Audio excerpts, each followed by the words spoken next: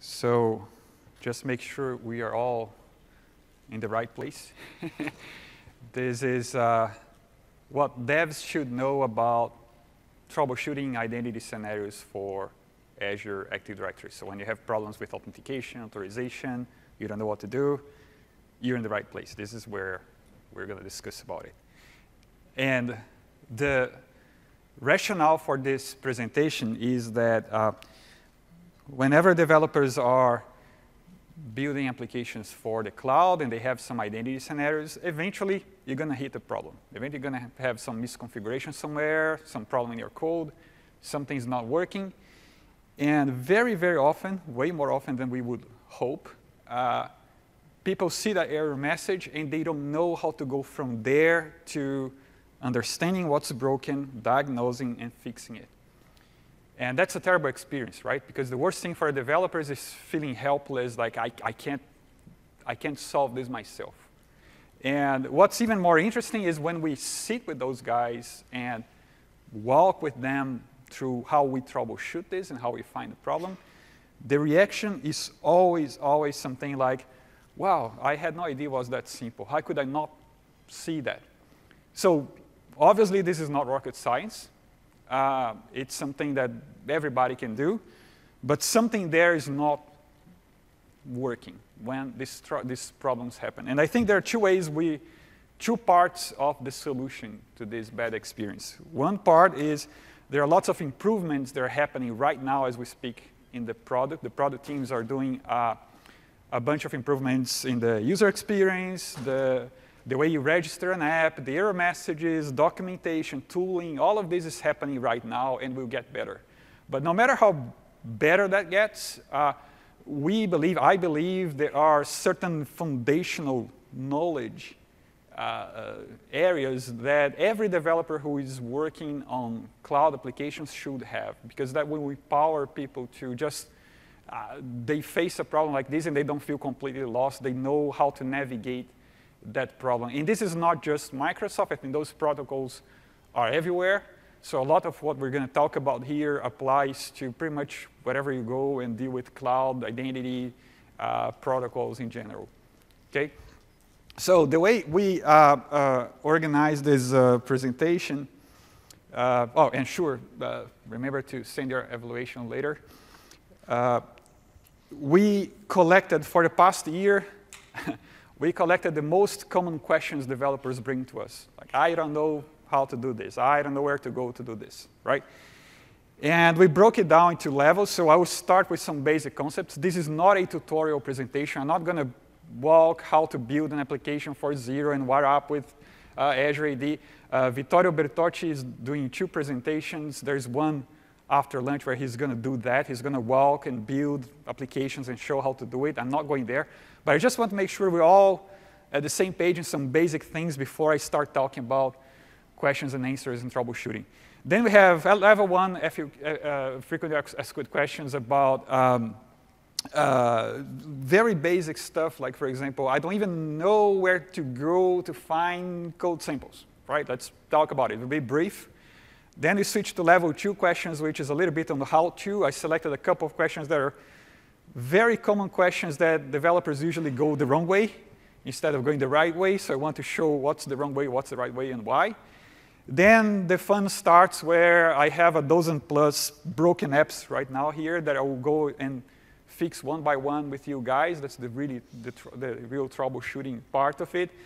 And level 4 is still on the troubleshooting, but the more advanced scenarios where people really feel lost, they don't know what to do, and I want to show those things are not as hard as they initially look. So it's a very fast-paced presentation. I think I have about 60 or some slides here. So it will be interesting, and I promise there will be a lot of useful info that you guys can take away from there. So let's start with a very brief history of authentication. Right? For many, many years, the way applications solved the authentication problem was just putting username and password text boxes in a form, right? You type your credentials and some custom GUI happens behind the scenes. I'll take those username and passwords and do something to validate that. But the problem is what happens behind the scenes, because the way these applications work requires the code to have access to your username and password.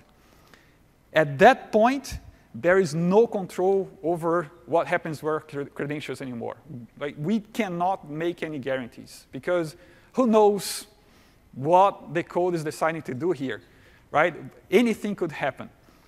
For example, a developer might think that it might be a good idea to go and cache your credentials into some custom database, right? Unencrypted, unprotected. And we all know what happens after that, right? We have stories and stories about companies that really have the entire IP, the entire business jeopardized because there was a list of username and passwords unencrypted somewhere. So we can't control that if we have these username and password boxes there. We need to get rid of them. And it's the common agreement among most cloud providers that we remove those things and we put a browser there. And the browser, and if it's a web application, it's even simpler. The browser goes to Azure AD and says, I want to authenticate this user, right? I send a HTTP request and say, I want to log on this user. I'm the application blah. And the AD responds saying, OK, here's the login form for that user, right? The user types the username and password, and this is protected from the application code. There's no way the application code can actually go and read this username and password. So it's a far more secure thing. Like, we are outsourcing the authentication job to somewhere we trust and removing that problem from the application itself, right? We submit that username and password back to Azure AD. There will be a bunch of steps there, validating, consenting. And then eventually, I'll get an authorization code back. And this part of HTTP 302 is a redirect, right? And it's saying, OK, here's your authorization code, right? I'm telling you I'm happy with whoever this user is. You can close your login form, and let's move on. And then with this authorization code, the application can go and request access tokens for specific resources. Give me an access tokens for SharePoint Online. Give me an access token for Exchange Online, for your secure web service, and so on, right? That's how we do about the authorization part of it. And this is the basics of OAuth. Basically, that's what OAuth is, right? It's not very different than any other platform. It's a simple protocol. And the reason why I'm showing this little dance of requests and responses is that most of what I'll be talking about moving forward in terms of problems and solutions has to do with something around one of these steps, right? One of these steps is not working the way it should.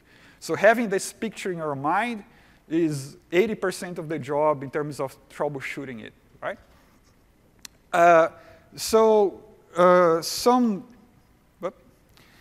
Some important takeaways are, for the same reason you don't send an email with your username and password, because you can't control what is going to happen there, you shouldn't put your username and password in some custom text box, in some custom app that you don't even know who built it, right? Because there's no way you can control what happens there. And knowing this sequence of HTTP requests is most of what you need to figure out what's broken and how to fix it. Another interesting thing is Fiddler is your best friend there when it comes to troubleshooting. Fiddler is great, or F12 in your browser, network, great ways of detecting what's broken. But be careful, right? If you're going to ask for help in a public forum and you paste your Fiddler logs there, remember that was captured during your logon proxies. Your username and password are there, right? So think about it, which username and password you're using, how many people will be reading that thing, do you know them, do you know what they can do with it? So remember, that's a lot of sensitive information that you are capturing in that Fiddler log, right? So let's start with the level 1 questions. So level 1 questions, there we go, level 1 questions. Where do I find good code samples for Azure AD?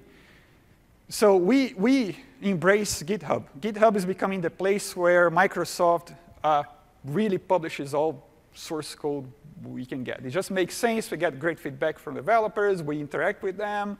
We receive contributions. It's just great. And Azure AD has a proper area for samples. And it's just great. Like, for example, instead of going and creating a new ASP.NET application from zero, adding the right NuGet packages, adding the right configuration, and then coding my application, I just go there, search for ASP.NET Web API, OpenID Connect. There's already an application with the right NuGet packages. I just download that, make my configurations, and I'm done. So it's even faster than creating an application from zero. And one of the cool things is if you, in most of those samples, when you scroll down to the README page in GitHub, they tell you how they got to that point. Like these are the steps we went in Visual Studio from zero to get to the sample we have here. So you can follow the same steps and do that in your app. So it's a great way of learning how things get done. Super common question. How do I link my Office 365 directory with my Azure AD directory? Whenever you have an Office 365 subscription, your users are already saved in Azure AD. There's an Azure AD there. We just don't make it so obvious, but it is there. So assume your company already has Office 365, and now you go and sign up for Azure. And those are different things. They don't see each other. They don't know each other. How can you tell Azure you already have this directory and you want to use it and see it over Azure? What you need first is a Microsoft account. You need an Outlook.com, Windows Live, an account that is set as an administrator for your Azure subscription. You have to log on with that account. You cannot log on with an Org ID account. Otherwise, this feature won't show up. But you log on with a Microsoft account. You go to Azure AD and say, I want to create a new directory. And then you have an option, which is use existing directory, right? Use an existing directory. When you choose that option, what Azure will do is it will log you off from the portal, and then you ask you to log in with whatever is the manager account from that directory you're trying to add, right? You have to prove you own that thing. It's yours. So you log off and then log on with the admin from that directory.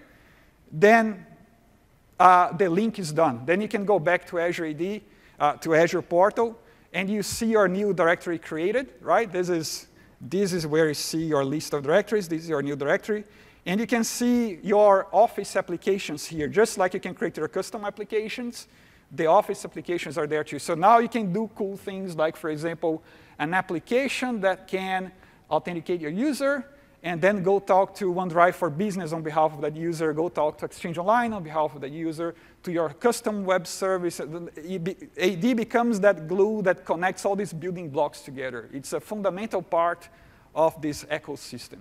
And that's how you bind both into a single Azure subscription. And you can do that in multiple subscriptions. At Microsoft, we have thousands of Azure subscriptions. They all can look at our Microsoft.com directory. Like, we can all go there and see the applications there. So level 2 questions. How do I do stuff? Let's see. So I need to create a background task that will access calendars and Exchange Online. So background tasks, it means there is no UI. There is no UI. How am I going to log on a user if I don't have the web browser with the username and password so we can do everything I showed before? Well, the answer is we are not logging in a user. We are logging in an application. So the application itself, it will authenticate itself, right, with the application we call App ID, the application identity. And this application will have special privileges that are different than a user privilege. So for example, a user can authorize an application to work on behalf of that user, which is what we call delegated permissions. When you look at Azure AD, you see delegated permissions here. So those are the permissions. I, user, allow this app to go to my inbox in Exchange Online on my behalf. That's me, right? But we have the application level permissions where we say, well, this application will have permissions to read all the calendars in my organization. They're very special privileges. And the way the application, so the application has to prove itself, I am really this application that's supposed to have these permissions. This is done via a certificate. So the application is configured with a certificate and goes to AD and proves itself as an application. Then it gets an access token like access tokens for users, and you can go talk to the same services, the same things you would talk normally as a user-based application. And that's how you make it work. And can even work across directories. You can have multi-tenant apps. That's why I'm talking about it. It's because very often, the way developers try to solve this problem is putting a username, user interface, authenticate the user, grab the access token, save it in some database, and try to keep refreshing background. Don't ever do that. That's going to break. That's insecure. Just don't do that. Right? There are proper ways of doing this without capturing custom access tokens and doing some fancy custom thing to try to keep them alive. That doesn't work. Right? Which library should I use to authenticate star with Azure AD? Here's a simple rule. If you have a native, if you have a client application of any kind and you have to show that logon UI, usually the right way of doing this is using Azure Active Directory Authentication Library. Right? We have it for iOS, Android, Windows, JavaScript, you name it. We have it for a bunch of platforms. Super easy. It does a whole lot of stuff for you that you don't have to worry about it. Refreshing tokens, knowing caching tokens so you don't have to go every single time to Azure AD to grab a token. Super easy to use, 3 lines of code and you're done. So that's the library we usually pick for the UI-based login for the user to authenticate that. If you're on the server side, if you're in your web API and you need to validate an access token, so the client is calling you, is giving an access token, you need to make sure this access token is valid. There are many different ways you can do this. In ASP.NET, my favorite way is using OWIN. You pick OWIN, and my favorite protocol would be OpenID Connect because it's just so much easier. It's like OAuth with a bunch of standards on top of it. So it makes it so much easier to set it up. So that will take care of validating tokens, make sure they're OK, and letting them go on. If from your web service, now you need to go talk to OneDrive for Business. Now you need an access token for OneDrive for Business. Then I'm going to use ADEL again. I'm going to say, well, I just got this call from the client. I have this access token. I need to exchange that for another access token that lets me talk to OneDrive for Business. So ADEL will do that request tokens for you. If you are on any platform that we, for some reason, don't have a library for you, go to this URL, look at the protocols we support, right? OpenID Connect, WSFed, etc., and find a library that does that. And eventually you find a library that will support one of these protocols and you'll be fine. Right? That's the rule I personally follow to figure out what I should use for each library. And again, look at the code samples. They help. What if I have a console app? Again, I don't have a UI. I need to write an automated test. I need to automate a test of my website. I need to simulate a user. But there's no UI. I'm not going to launch a browser view for the user to type the credentials and then move on. How can I simulate that? How can I authenticate a user and move on without a UI? Turns out ADEL, that same library I just mentioned, it has this option that we call headless auth, where I have a user credential object, where I can really put username and password, right? Authenticate and get access tokens. Keep in mind, this is for automated tests, console apps, PowerShell. This is not for you to go and figure out a custom authentication UI, put some custom text, but that's exactly the thing I just told you to not do. Don't use it to do that, because first of all, it's not going to work. You will run into problems. And second, it brings back the whole series of problems I just discussed, right? We don't want code having access to username and passwords, right? Let's go play with troubleshooting then. So how much time? Oh, great, good. We're on time. So let's look at the first scenario. Let me just log on here and switch to my box, which is this. Okay. So I have one application here. It's basically ASP.NET. And actually, what I'm going to do is launch a private session because I want to clear all the cookies, make it easier. And I'll try to log on. And I'll type my credentials, if I remember. I think that's it. And cool. And I got an error. OK. What is this? So it's saying the reply address, which is the address of my site, does not match any reply addresses configured in this application. What does it mean? Let's see. When my application sends the browser to Azure AD to log on, it's telling Azure AD, hey, when you finish your plumbing there and you authenticate the user, send the browser here. In this case, my website, where the user was before. Right? That's the reply address. And this is sent to Azure AD. So if I look at the, let me go back here. If I look at the URL, and here we go. The redirect URI, that's it, right? That's your client application telling Azure AD, when you finish logging on the user, send the user there. That's fine. That's the right URL. That's where my application is running.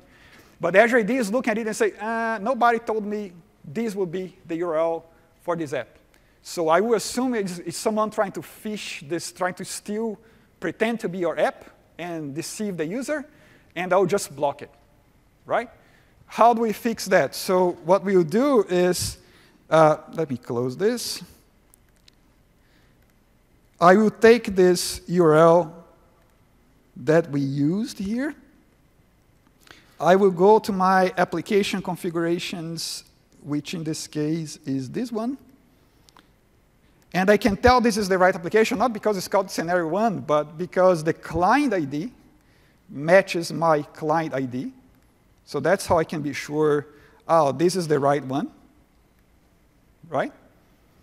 And what I will do is say, well, let's see the reply URLs. And I can see, indeed, that URL is not here, right? So what we do is say, actually, this is OK. You can reply. And you can have multiple. That's OK, right? That's not a problem. We'll save that. We'll run this again. And let me create a new in private session just to see if that works. And login. Takes a while. User.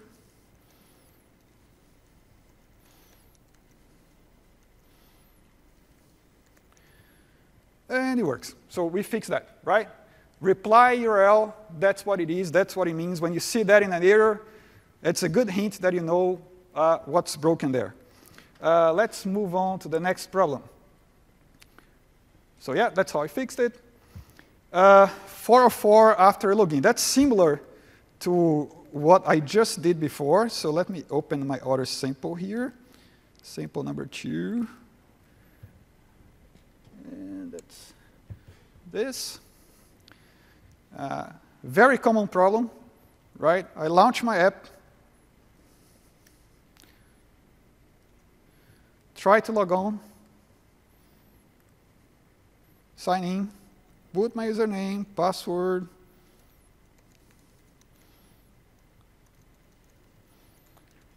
And boom, 404. What happened here? Well, if you look at Fiddler, you see that you did the logon, everything went fine, and then you're trying to open this address, right? Where is this coming from? Reply URL. So what's happening is that my second application here was configured with a redirect URL that doesn't exist, right? I'm sending the browser to a page that is nowhere. So what I do here is fixing that. I can say, well, instead of going to this, I can go to this, right? Because I know that page exists, that URL exists, and that's how I fix it, right? So the logon worked. I can see the access token being returned. I can see all the plumbing happening. But then the browser is just being told to go somewhere that doesn't exist. That's how you fix that, right? Third problem. Let's look at the third problem. So native apps. Let's talk about Windows 8 native apps. And by the way, same problems happen with iOS, Android, same thing, same logic. what I'm going to talk about here. So this is a Windows 8 application. That does the same, right? It will do exactly like I show in the little animation. I have a little browser. I'm using Adele that puts a browser inside your application, and I will go and try to authenticate here. And what I'm getting here is saying reply address, blah, blah, blah, blah, blah, blah, is not a valid URL. Wow, OK. And if I look at this, it really doesn't look like a valid URL. For Windows 8, that's perfectly fine. That's what Windows 8 does. It has this internal URL. So that's what the application keeps watching to say, oh, the authentication is done. Let's close this thing because we're done, right? Windows 8 expects to use this URI format, but that's not a URL. And the AD is saying, I don't know how to deal with this. And the reason for that error is that what happened was when you go to Azure AD and you create a new app and say, I want to create a new application, right? You have these two options, web application or native application. What I did wrong here is that I created a web application. A web application expects a reply URL that's HTTP something. Okay? Now I say, no, I'm replying to MS app something. I say, no, that can't possibly be right. So what I will do is I will fix that by creating another application, which I already did, which is the 3B. So I see this is a web application, 3A. This is a native app, 3B. So I already did those. And this one is correct. It has the right settings. So what I will do is, in order to change it, I'll copy the new client ID that I'm using here, and I'll put in my app. And I have no idea where that is. It is here. Right? And say, actually, now, you are another app from the AD point of view. I just told you are a completely different app now. Right? And they'll try to run this again. And we'll ask for my username again. And you're good. Right? Because for a native app, that's fine. So that's how you fix this. And don't worry, these slides will be available later. This is being recorded, so you guys don't have to worry about writing down every single thing I do here. So this next scenario, scenario 4, is an interesting one. Okay, where am I? Okay, I need to just uninstall this app because otherwise it's going to break my example, I think. Delete it. Okay, done. Right. Let's do it. So I'll run this. Connect, all right. Log on. All good. Then, so I'm authenticated, that's fine. Now I'm going to ask for an access token to this resource, right? I want to call this thing, so I need an access token for that thing.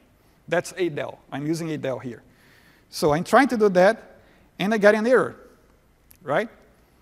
And let's see if I get the error message here so you can see what's going on. Result, blah, blah, blah. So, oh God, that's terrible to read, right? Resource, blah, blah, blah, blah, blah, blah, is disabled. Your SharePoint site is disabled. So resource in AAD terms is the thing I'm trying to access. I'm asking a code so I can access that. In this case, SharePoint. And the answer from AAD is that SharePoint is disabled.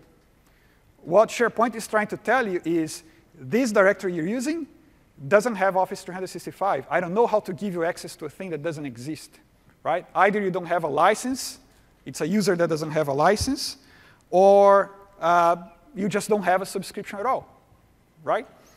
The way you fix it is either getting a subscription, tying it to that directory, or moving to another directory. In my case, I often commit this mistake because I'm using the wrong directory. I have directories that have Office 365, others don't, so I'm using the wrong one. And that's how you fix it, right? It's basically saying, I don't know how to give you access to this. So there you go. Another interesting problem. Let me open that one here, and I can show you how to go with that one.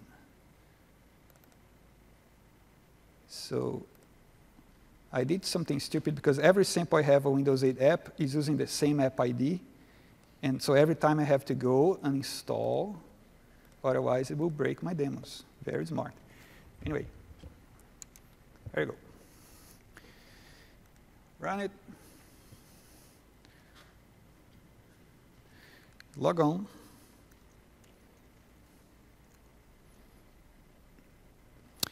And now we got a different, similar but different error. So your client application is asking access to resource blah, blah, blah, blah, blah. So everything in Azure AD has this ID number. It's your unique identifier for the AD things, right? And in this particular case, I'm saying this particular thing you're trying to access, it's failed because, whoops, the client has not specified this resource in this required resource access. What does it mean? Your application is trying to get an access token for something. And this application is not configured to use that thing. I should have configured this application to use that thing. How do I go find out what's broken here and how I fix it? So let's look at this application. First, let's find out what's the client ID. This is my client ID, right? So this is the scenario 5. So if I go to my scenario 5, this is the app. And these are the things my app is allowed to call. My app, I'm giving the permission for my app to talk to Azure AD and nothing else. But I'm asking for permissions to call, whoops, resource ID. So I was here when I did it. There you go. I'm trying to get an access token for this. What is it? I don't know what it is. Let's go find out what this is. So I go to Azure AD. I go to search applications that my company owns. I will paste this ID here. I'm trying to access this web application. It's probably a web service that's secure somewhere, right? And they're trying to get an access token for it. It's called test app. And indeed, that's not authorized for this application. So what I will do is I will go to my, clear this, unfilter. I will go to my scenario 5. I'll go to the configurations, and I'll say I need to access a application called test app. Test app, add, OK, delegated God, stupid. OK, let's try again.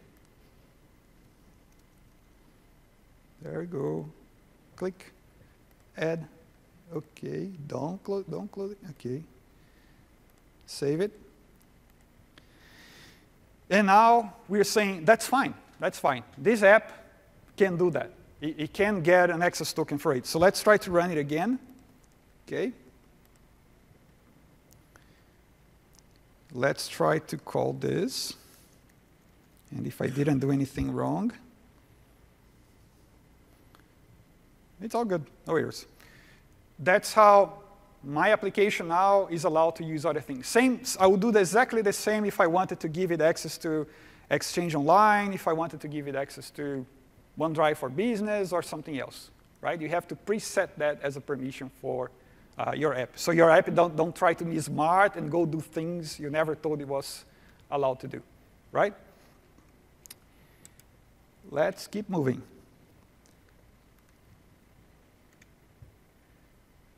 So resource identifier is not provided. That starts, I'm going up in terms of complexity, in terms of problems, right? So you kind of, if you haven't noticed that yet.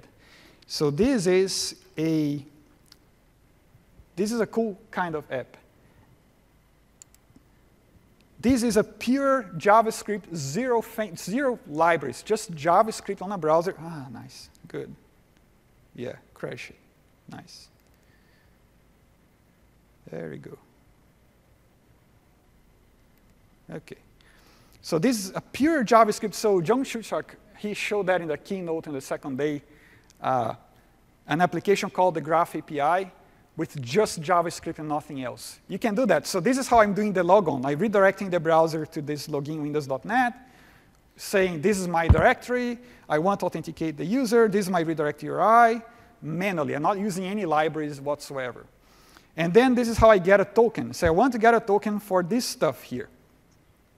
So this is just one page. This entire solution is one HTML page and nothing else. I will run this.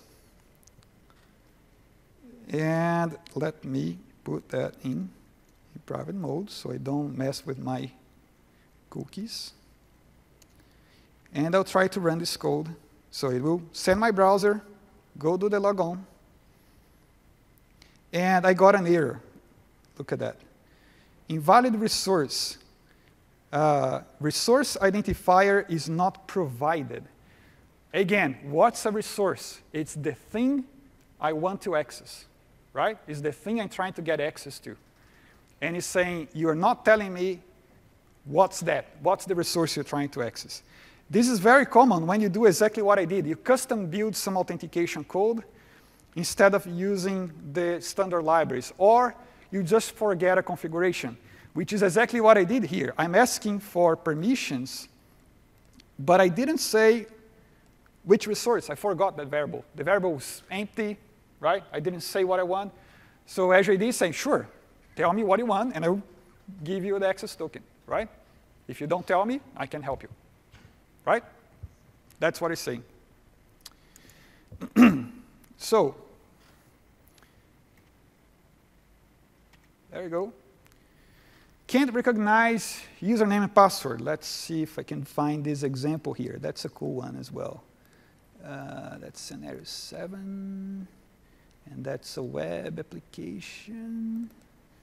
That's the one. Let's go run this. In private. Put it here.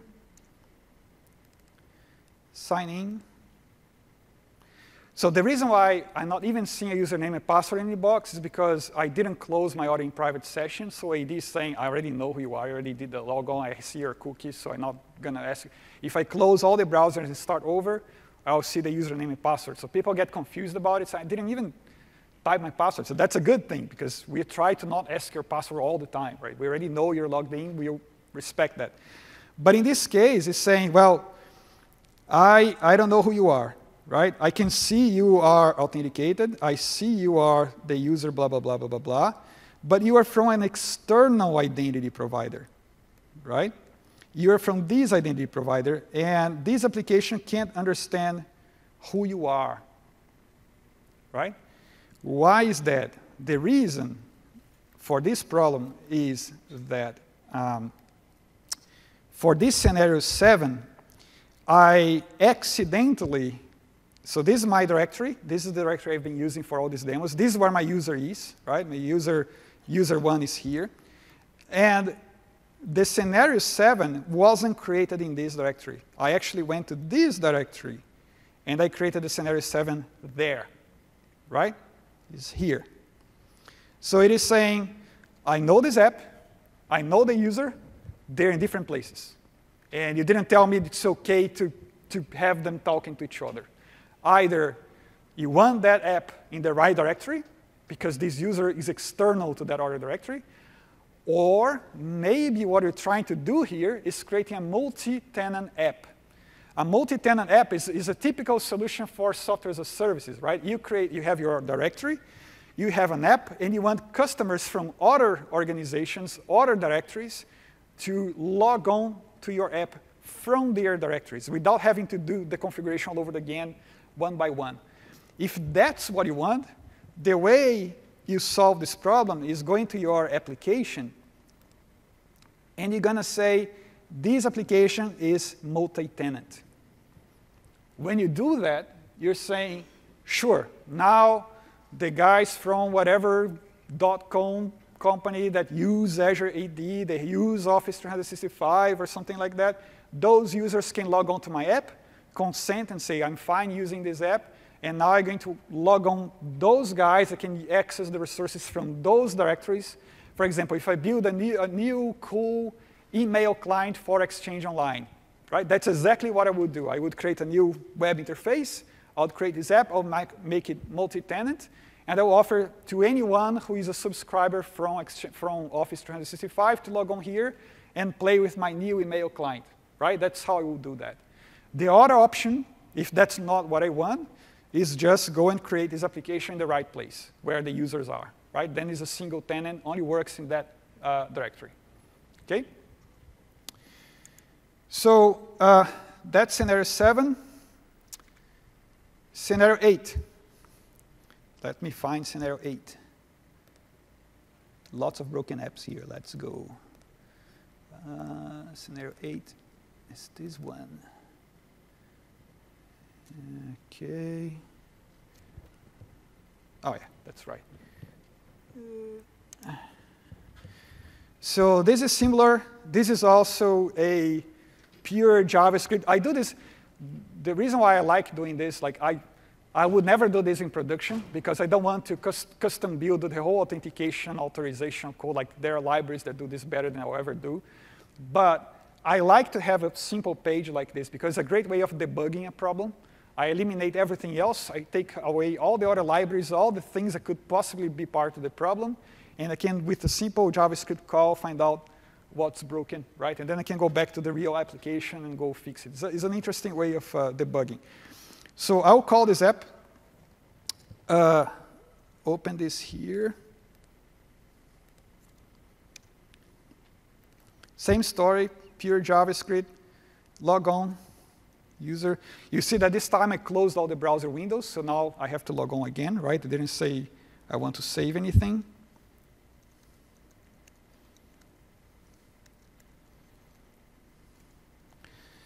And this error message here, it is saying, okay, application with identifier blah, blah, blah, blah, blah, was not found in this directory TED1 on Microsoft.com. So my directory is called, my directory has this name, TED1. That's where my users are. That's where my applications are. I'm saying application, go there and log on a user. So the application has its own client ID, right? It goes to Azure AD, say, this client ID is trying to log on the user. And Azure AD is saying, yeah, but I don't know this app. I don't have this app here, right? Reason is that when I say I want to log on, right, I have my tenant ID, TED1Microsoft.com. I have my client ID. And it turns out this application does not exist here in this directory. So that's ID saying, where is this app? Like, it's not an app I know, right, in this directory. So I cannot authenticate it.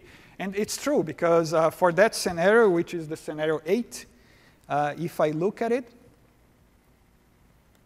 I won't find this client ID. Sorry, in the wrong place. I won't find this client ID here, right? I have other client IDs here, but you can see I jumped from, I don't have the 8 scenario there, right? I created it somewhere else, or maybe I even forgot to create it, or maybe my client ID is wrong. I didn't type it correctly, right? So it's not finding the right app to log me in. That's the problem. How much time I have? OK, good. So there you go. Just saying app not found. That's the error, basically. OK? Next one. So I try to put up a picture that represents scenarios that don't make sense at all. That's what I came up with. Like, it doesn't make sense. I think I achieved that. But anyway, these are the really ugly scenarios, that weird error messages that people say, like, what does it even mean? I don't even know what this is. So let's look at one of those scenarios. This is a pretty cool one. Scenario 9. So what this error message means, I have a ASP.NET application here. And I'll try to do a logon as well. I'll just sign in, Azure ID, put my password, boom, right? What is this? So what is the nonce? Nonce is a unique number that we use to avoid things like replay attacks. So what happens is, before my browser is sent to Azure AD to log on, I give the browser a cookie with a unique number. Then I say, off you go, browser, go log on to Azure AD. When the browser comes back, I go and ask if I had that cookie back to match the number. If I cannot match that number, or if that number doesn't exist at all, I cannot get the cookie back from the browser, I will show this. What this error means is I cannot find the cookie in your browser that I gave you just a minute ago. Something is broken here. And I will assume that's a replay attack, and I will stop you, right? What could be the cause of it? Anything that would lead a browser to not return a cookie back to the server. In this particular case, if I look closely to Fiddler, I will see that I'm accessing HTTP localhost, blah, blah, blah, blah, blah, blah, right? I know the logon actually happened. I know AD is happy with me sending me back to the application, so login is not the problem. But when I started this process, when I was here, oops, I was in a HTTPS address. I did the logon, and I was redirected to a HTTP address. What the browser will do in this case, will say, no, I'm not giving you the cookie you gave me, because you're a different guy. I don't know you, right? And will not let me log on. So if I do a trick here, if I say, well, given if that's the case, what if I started with that other address? Like, what if I started with this address, which is the non-HTTPS address, and I try to sign in? I'm good, right? Because now I went back to the same place I started from. I got the cookie back from the browser. I know this is not a replay attack. We're all happy, right? Why I'm being sent to the wrong place? Reply address. So this is the scenario 9. If I look at my scenario 9 here, what I did wrong was saying that my reply URL, oops, that's not here. Stop, here, right? I started from HTTPS, and I redirected to HTTP. That's what breaks it. Common cases, you just went from development locally to the cloud. Your host name changes. You forgot to change it there. You landed to the wrong place. Or HTTP to HTTPS, you're redirecting to the wrong guy. Another common case, well, not so common case, if you have an underscore in your host name, that breaks it. Don't ever, ever create host names with underscore. That's bad. That breaks a lot of stuff. Don't do that. The browser will refuse to send the cookie back when you do that. So there, anywhere where the browser will say, no, I'm not giving you this cookie again, right, will cause this error. Right? Make sense? So let's go on. Response type token. Let's get that one. That's a very nice one too. I think that's the scenario. Let me close my Visual Studio here. No, don't save this. Don't save these. And that's the scenario 10. Scenario 10. Scenario 10. This one. Launch the app. Put it here. Put the URL. Try to log in. So that's a single page application. Single-page applications are those stateful JavaScript things where everything stays in one page and all the logic is handled, all the navigation is done internally by the JavaScript. So this is an AngularJS app, right? And it happens that we have a DEL for AngularJS, which is great. It makes it easier. I try to log on here, user.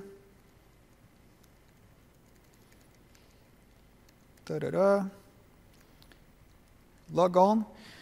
Log on works. Great. Now what I do is a CORS call. CORS is when you go, I'm on this website, my JavaScript is going to call a secure web service on another website, right? In this case, I want to grab an access token, go to this other website, call a web service with that access token, get some data, and come back here and show it, right? I could be calling OneDrive for Business, listing my documents and showing here. So if I call this, let's see what happens. Nothing happens. Why nothing happens? Nothing happens because, what, here I got. I think I'm running the wrong app. Let me see. I'm sure I've done something wrong. Oh, there you go. Response type token is not supported by the application. Okay? So this is what we call, God, this is terrible. This is what we call implicit flow. My app now is telling Azure AD, I'm a JavaScript client. Instead of going to the server and the server is going to get an access token and come back, I'm doing this from the client. I'm doing a CORS call calling Azure AD. By default, we don't let you do that, right? For security reasons, by default, our setting is disabled.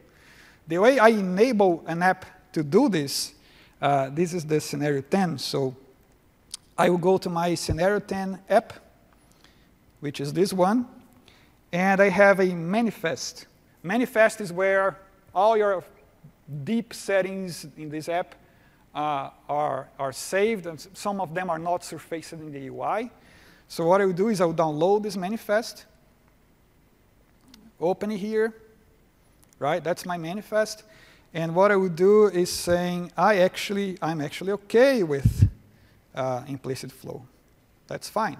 So save this somewhere here that I can remember. Like here, save, replace. And now I will go back to my Azure AD and say I will upload this manifest back, get it from my thing here, which I think is this one, upload it back, save it, right? So AD now is fine with this new setting I just did. Let me close this all again, start over, close this, run the app, new instance, put it here, call it, log in. I'm getting really good at typing this username and password. Password. Try to call my web service now. Let's see what happens. It takes a little while. It takes a very little while. I think I'm doing something wrong because I think, oh, there you go. So he called and got me a 200 response saying, OK, right? So problem solved. So whenever you have single-page applications, you have to do this additional setting. Unfortunately, that's not surfaced in the UI. So you have to open the manifest settings and do that over there. OK?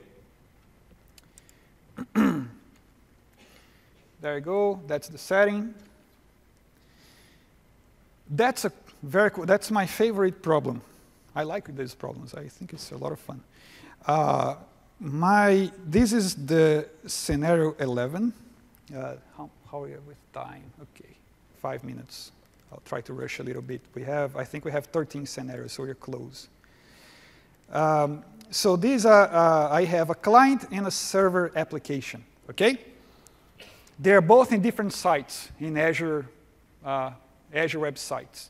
So the client application is a JavaScript app that will do what I just did before, authenticate the user. Then via JavaScript, I will do a coarse call to my web service, and I will send a access token. The web service will authorize that and say, sure, you can call my stuff, here's my data, all good. When you do that, every browser, every modern browser, when you try to do that, it will do a pre-flight. A pre-flight is an options request. Before I send anything secure to this auto domain, I will go call this auto domain, and I'll ask, are you expecting me to call you and send private user data, this access token? Like, was you ever configured to do that? Or am I more likely to be in some cross-script injection attack here? And this website will reply, say, sure, I'm expecting calls from you. Go ahead, right? That's the options request. And the options request is anonymous. I'm not going to send anything private to that site before I'm confident I should do it. So the options request has no cookies, no authentication info, nothing about the user, right? Before that website says, sure, go ahead. What happens in this case is that the web server is replying with a 302 and saying, go log in first. And that makes absolutely no sense, because that's exactly the point. I will not give you any login information before you tell me it's fine. You should never reply with a 302 saying go log in, right? It doesn't make sense. So let's try to repro that. Let's see if I can repro that here. I'm not exactly sure if I configure this one right. So let's go find out. This is my scenario. I have an Azure website here, and God, which one was it? Was the course client 3. I don't know if I have it here, sorry. Scenario 11, that's scenario 11. Oh, there you go.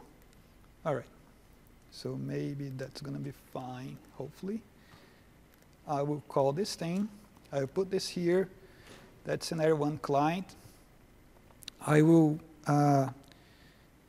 log in.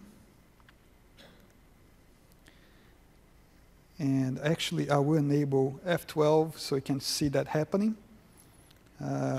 User, that one.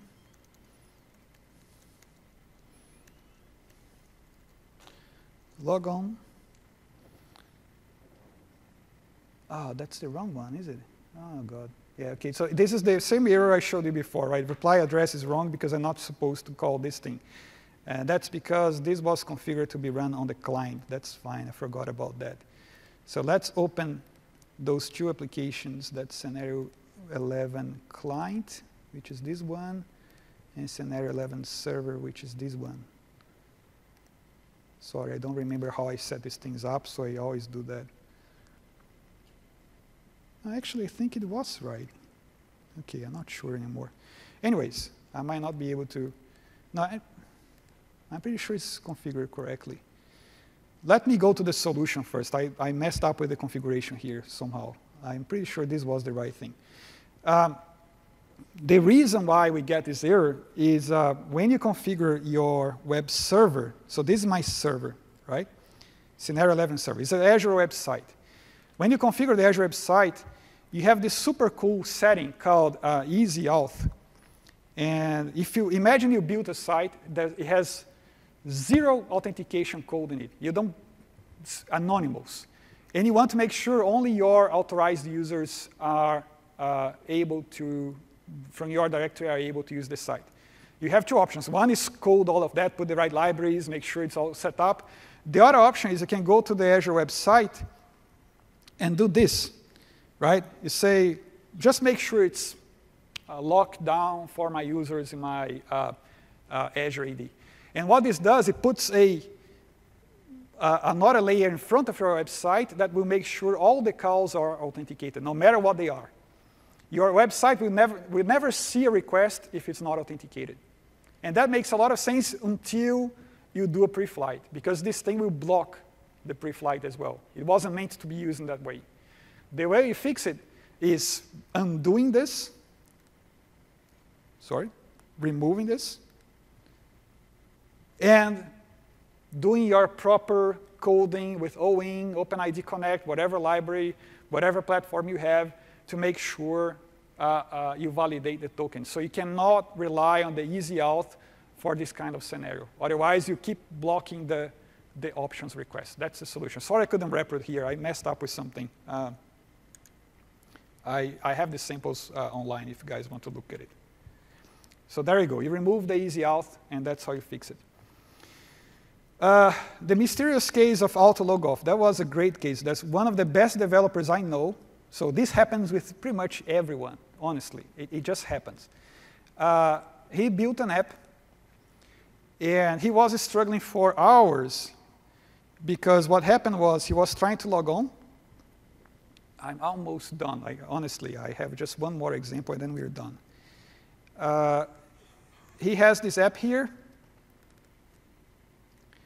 and he does the logon. Did I open the right one? That's the 12, right? Yeah. Okay. He logs on, and let me put it here because otherwise you guys won't see it. User, log on. Oh, great. And log off. I just did log on, and I just lost my session. What is going on here? And if you look at the fiddler, you see that after the logon, I go back to the site, and then for some reason, I go back to Azure AD to the logout page. What this means is that this site is somehow deciding to send the browser to go log off. It's something on the site. Why am I going to, the browser won't go to log out automatically, right? Something the site is saying, go there and log off. And he struggled this for hours until we sat together and we searched, okay, so let's think about it. The site is telling the browser to log off. So let's search for wherever in this site where we call, let's search for the entire solution. Let's search for logout, right?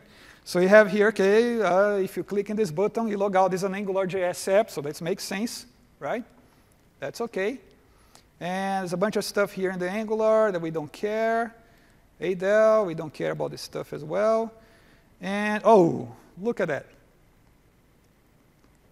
So this is an event that ADEL gives you that triggers when login succeeds. And what they did accidentally, that wasn't the intention, was let's bind the logout method to this event. So what's happening is, yay, you log in, let's log out, right? And super simple problem, but people can spend hours trying to figure this out. It happens, right? It's part of life, okay? So last one, this was also another one that took several hours and is one of those super simple problems. I will just open the code. I won't run it so we save time. So we have a client JavaScript application and a web service, right? And when you try to log on, you get an error saying your audience is rejected. I don't accept your audience. And audience is a setting to validate, is this access token coming from the right place? Did we authenticate the application in the right place? Right? So what happens was everything was configured properly. So I have my ADAL.js configured to call the web service to get the right token. I have everything set correctly here. On the web service, everything's fine too. When you look at my web config, my audience is set correctly, my client ID is fine, everything is fine, and it keeps getting audience rejected. When you search the code, we found out that somewhere, oh, God, sorry. Let me go back. So that's the client. That's the client. That's AngularJS with ADEL. So that's I'm telling, I'm going to call this secure endpoint. That's my client ID. I'm calling this endpoint, right? That's my web service. And it has some web configs here saying, this is my audience, this is my client ID, this is my tenant, right?